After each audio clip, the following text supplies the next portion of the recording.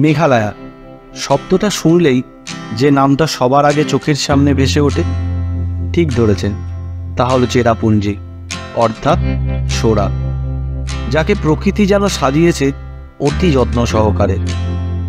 আজ এই ভিডিওতে যাব এখানকার কেভসে, পথ খুঁজব পাহাড়িয়া নদী আর জঙ্গলের সুরে, আর সময় কাটাবো অতীব সুন্দরী সব ঝর্ণাদের সঙ্গে। আমরা বেরিয়ে পড়েছি এখন সোরার দিকে। অসাধারণ ওয়েদার, কালো কালো মেঘ চারিদিকে আমাদের অলরেডি ঘিরে ধরেছে।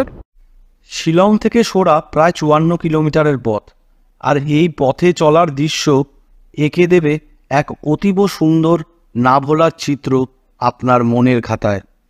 অনেক পর্যটকই সোরাতে 1 কিংবা 2 রাত্রি থাকেন। আমরা শিলং থেকে স্কুটি করে বেড়াতে যাচ্ছি, আবার সন্ধ্যা নামার আগেই ফিরে আসব। সকালে জলখাবারের জন্য দাঁড়াবো মাউক ডগে। আমরা এখন একটু দাঁড়ালাম, ব্রিজটা ক্রস করে খাওয়া দাওয়া করবো এই রেস্টুরেন্টে। এখান থেকে ভিউটা দেখাই, অসাধারণ। রাস্তার এপারে রেস্টুরেন্ট আছে আর ওপারেই ভিউটা।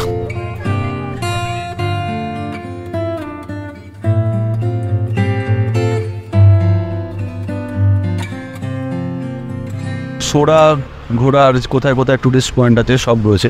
আর এইখানে না এই ব্রিজটা ক্রস করে নিচে একটা দারুণ জায়গা আছে নদী। যদি এখন যাবো না, অনেকটা লেট হয়ে গেছে, খাওয়া দাওয়া করেই বেরিয়ে যাব।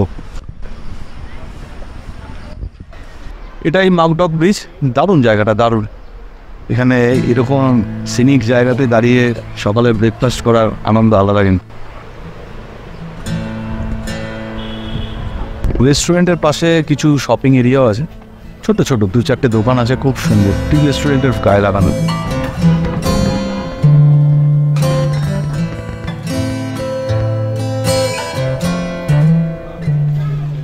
আমাদের ব্রেকফাস্ট কাম লাঞ্চ ওদের অনেকটাই হেভি। ভালো, আমরা খাচ্ছি ছোলে ভটুরে, আর আমি নিয়েছি আলু পরাঠা। আমি ছোলে নিয়েছি, ভালো না? এই ছোলেটা যারা মানে স্পাইসি খেতে পারে না তাদের জন্য খুব ভালো, আর ছোলেটা স্পাইসি না।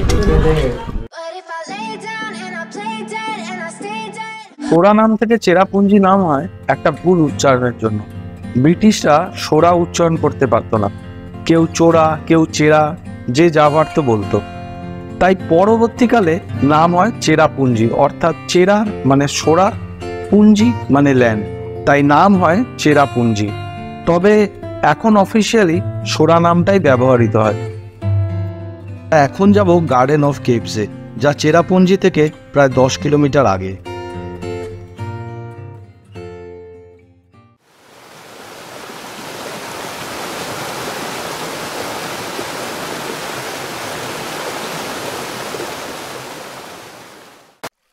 কাবরি সিংরাং, যা মানে দ্য ল্যান্ড অফ কেভস, প্রাচীন জঙ্গলে ঘেরা প্রায় 2.5 হেক্টরের একটি অসাধারণ জায়গা। সোরাতে যা যা দেখতে এসেছি সবই যেন এখানে পেয়ে গেছি, একমাত্র লিভিং রোড ব্রিজ ছাড়া। কেভস, ওয়াটারফল, নদী, জঙ্গল, bamboo bridge, even medicinal spring ওয়াটারও এখানে পেয়েছি। ঘন্টা 2 সময় থাকলে দারুণ একটা ঘোরার জায়গা। দারুণ লাগছে। এখানে স্পটগুলো 11 স্পটস আছে, কিন্তু খুব কাছাকাছি। মানে আমরা একটা 6 নম্বর ভিজিট করছি, তবে একটা থেকে দিতে আরেকটার সঙ্গে সঙ্গেই যাওয়া যাচ্ছে।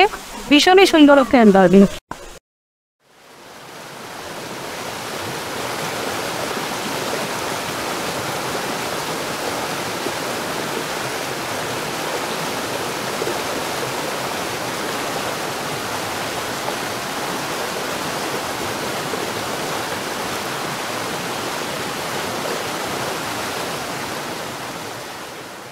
এই জায়গাটাতে পার্টিকুলারলি সেটা বেশ গা ছমছমে ব্যাপার লাগছে, কারণ এখানে আমরা আওয়াজ পাচ্ছি অনেক রকম পোকা, ঝিঝি পোকা। তারপর হঠাৎ করে যেহেতু মেঘ চলে এসছে, আলোটাও বেশি নেই, বেশ মজা লাগছে।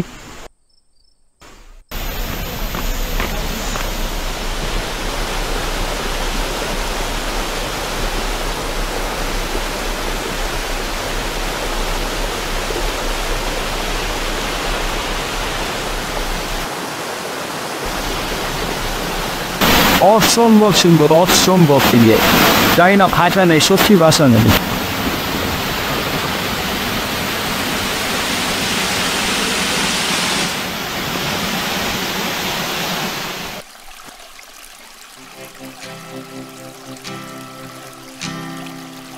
এই মিস্টিক জঙ্গলে ব্যাম্বু ব্রিজও বানিয়ে রেখেছে, যা পার করলেই পাবেন এক ঔষধি গুণপূর্ণ ন্যাচারাল স্প্রিং ওয়াটার।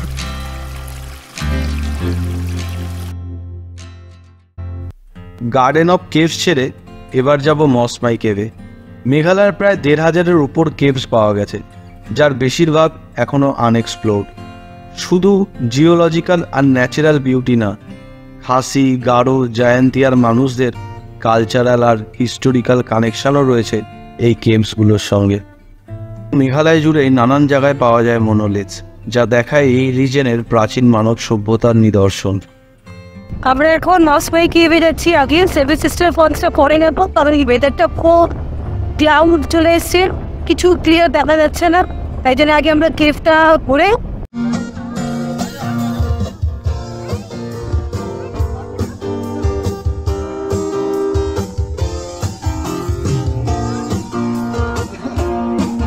किसी हंसी किसी खुशी का सतकरा चांद का ख्वाब के दिन को से चल बनाई आशिया। किसी हंसी किसी खुशी का सतकरा चांद का ख्वाब के दिन को से चल बनाई। অনেক ভিড় এর ভেতরে। এখানে প্রচণ্ড কম আলো, ছবি হয়তো সেরকম কিছুই আসবে না, তাও চেষ্টা করবো যতটা দেখানো যায়। এখানটা দেখুন একদম সরু। আচ্ছা, হ্যাঁ হ্যাঁ, রাস্তা করা আছে, আসো। ও এবারে কোন দিকে রাস্তা? এদিকে।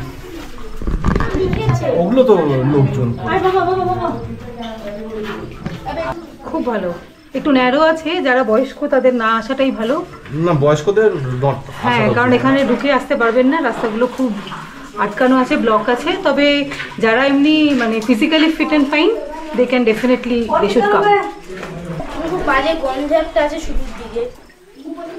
জলগুলো জমে থাকছে তো। স্মেল তো একটু থাকবে, কারণ যেহেতু ওয়াটারটা stagnant, water is not moving, so this is the only reason why there is a smell, but otherwise it is very good experience.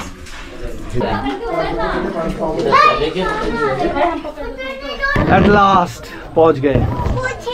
পৌঁছে গেছি কেভের বাইরে।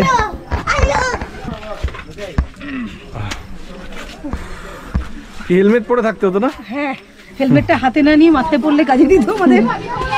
এক হাত থেকে একটু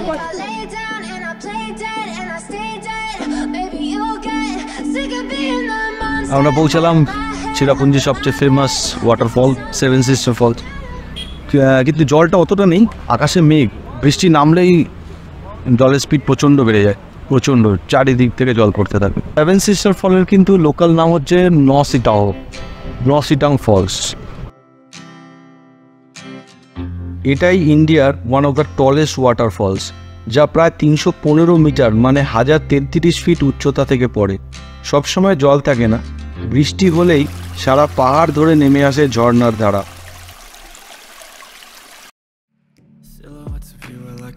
ঘন মেঘ ছেয়ে গেল, যাব পেন্থিলিন ফলসে।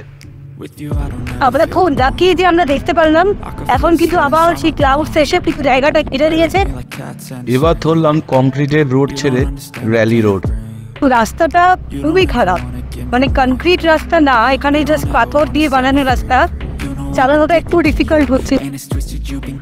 সানডে বলে হয়তো ডাবল ডেকার লিভিং রুট ব্রিজের ট্রেক বন্ধ, আর হঠাৎ মেঘের জন্য নোয়াখালিকা ফলসেরও ভিউ পেলাম না। যাই হোক, দুটোই তোলা রইল নেক্সট কোনো সময়ের জন্য। Everything is like a test. I better not text or I'll come off desperate. But if I lay down and I play dead and I stay dead. সত্যি খারাপ রাস্তা, কিন্তু অবশেষে যেখানে পৌঁছালাম সেটাও অপূর্ব সুন্দর জায়গা। তো এখান থেকে ট্রেক করে ওয়াইসিদং যাওয়া যায়। দেখি কিন্তু ওয়েদার এত খারাপ আর লোকজন নেই, কোনো টুরিস্ট নেই, এত রাস্তা খারাপ আমার মনে হয় না এদিকে কেউ আসে। কিন্তু সত্যি খুব অপূর্ব। খাসি মিথোলজিতে থেলেন বলে এক সাপদস্যুকে লোকাল সাহসী গ্রামের মানুষজনরা যুদ্ধে হারিয়েছিল এই ফলসে, তাই নাম ডেন থেলেন, যেখানে থেলেনকে মারা হয়েছিল। তবে এখানকার সৌন্দর্য হারিয়ে দেবে যে কোনো মানুষের মনকে। প্রি মনসুনে এই ফলসের সৌন্দর্য যেন আরও বেড়ে যায় মেঘ, জঙ্গল আর ঝর্ণায়।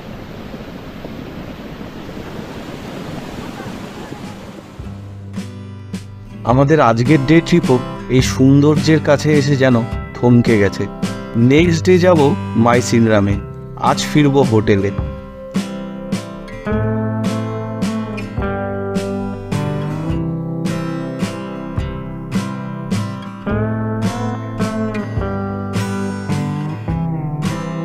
ওয়াইসিদং ট্রেকের রাস্তাও বন্ধ আছে। ওয়াইসিদং যাওয়া হলো না কারণ এই ওয়েদারের জন্যে। আজকের ভিডিওটা ভালো লাগলে প্লিজ লাইক আর চ্যানেলটাকে সাবস্ক্রাইব করবেন। আর নেক্সট ভিডিও মাইসিনরামে।